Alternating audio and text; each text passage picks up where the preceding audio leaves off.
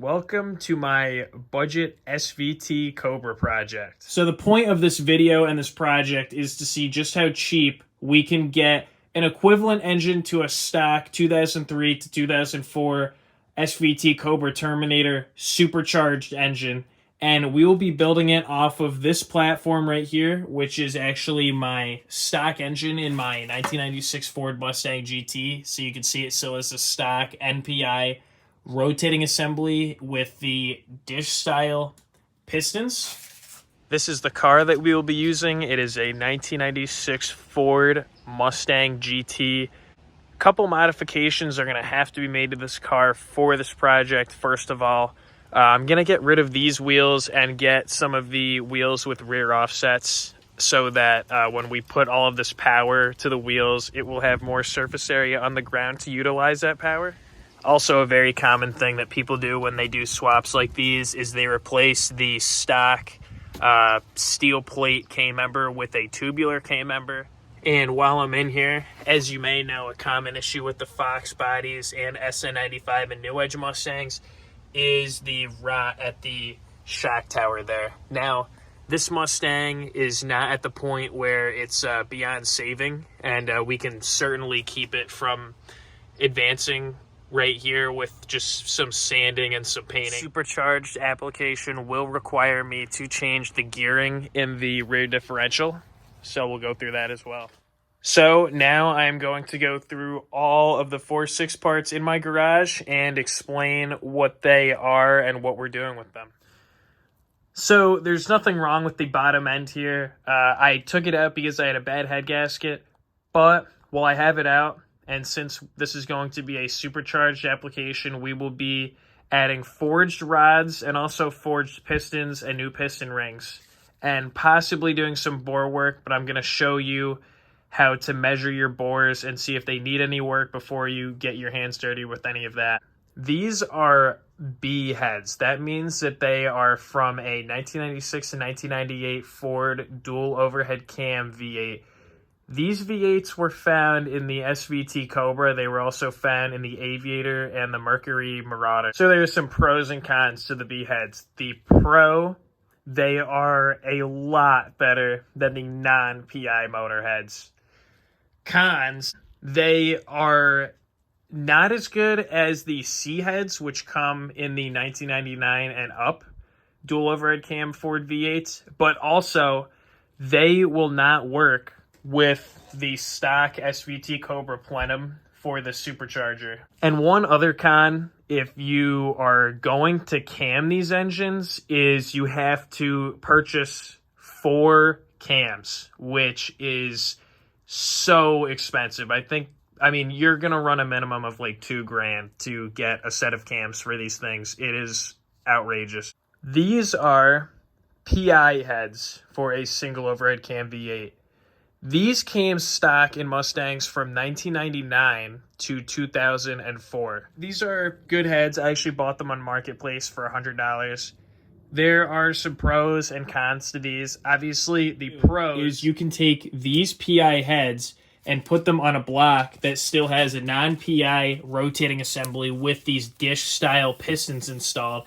And what that will do is it's actually going to bring your compression ratio up to almost 10-to-1. I forget the actual number, but your ballpark is about 300 horsepower before even touching any sort of tuning or cams or anything. The only thing is, since I want to go with the Supercharger, I don't want to use these because the only option that you have for supercharging a single overhead cam engine is something called a Torque Tech Supercharger kit, which basically is the lower intake and your supercharger mounting bracket, which is about $3,000. It's like $2,500. And that $2,500 does not even include your supercharger.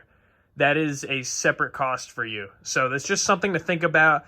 Buying the used SVT parts from the 03 to 04 Cobra seems to be a more budget-friendly option. Now, these things on the ground right here are called NonPi Heads. These are the stock heads that came on my 4.6 liter 1996 Ford Mustang GT.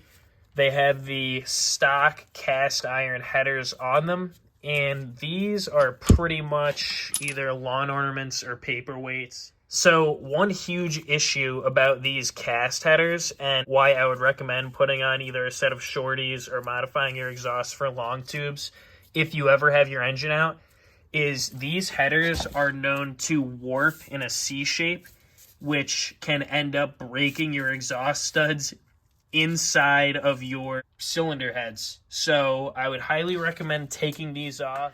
So this is a BorgWarner T45 5-speed manual transmission. These came in the 1996 to 2001 Ford Mustang GTs. They were replaced in 2002 by the Tremec TR3650 manual transmission, which is also a 5-speed, just slightly improved over the T45. These are known to have synchronizer gear issues. My old Mustang actually had synchronizer gear issues, and I had to swap my T45 out of it with the newer one. So you can tell this is an earlier T45 because it was made by BorgWarner before they were purchased by Tremec.